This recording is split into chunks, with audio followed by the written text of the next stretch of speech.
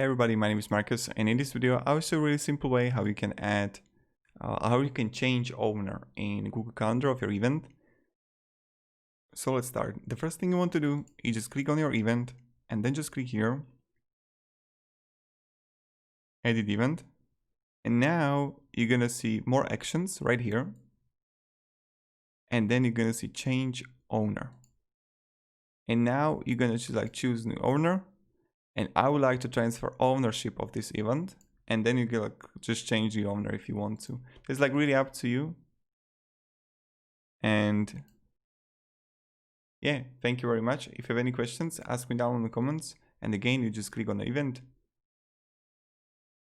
more actions, and change owner. So thank you very much. Have a great day and goodbye.